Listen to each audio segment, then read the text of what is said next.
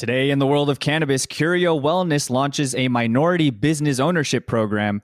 HEXO Corp shifts a product line to focus on flower with higher THC levels, and the United Nations approves a historic vote to remove cannabis from the prohibition schedule. It's Thursday, December 3rd, and this is your TRICHOMES Morning Buzz. Broadcasting live from the TRICHOMES.com studios in Southern California. It's time for your Morning Buzz. We bring you late-breaking news that keeps you up to date with what's happening in the cannabis industry. First up, in a report by Business Wire, the medical cannabis company Curio Wellness has announced the launch of an investment fund to promote minority business owners to open Curio Wellness franchise locations. According to the press release, $30 million in capital will be provided to 50 women, minority, and disabled veteran entrepreneurs with up to 93% needed capital to open a Curio franchise in one of the 8 states in the U.S. In looking at the systemic barriers that women, minority, and disabled veterans face in assessing capital, we decided to develop a solution that directly addresses the massive economic disparity, said Michael Brofin, CEO. The fund provides qualifying entrepreneurs with the investment capital that they need to become a Curio Wellness Center franchisee, while ensuring their success through our best-in-the-class business operations.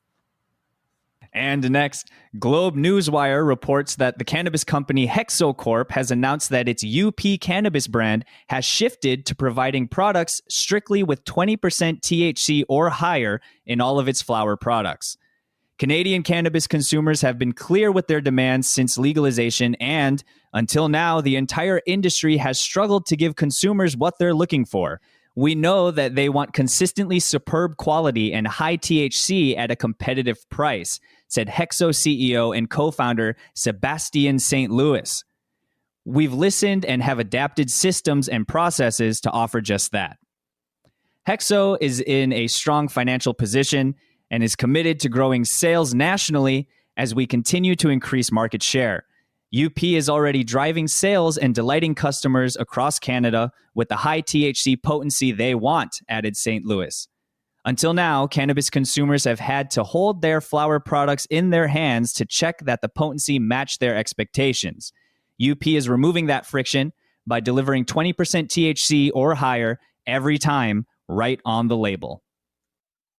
Last up, in a report by the FAAAT, following a historic series of cannabis reform votes, the United Nations has withdrawn cannabis from the Prohibition, Schedule 4 of the 1961 Single Convention.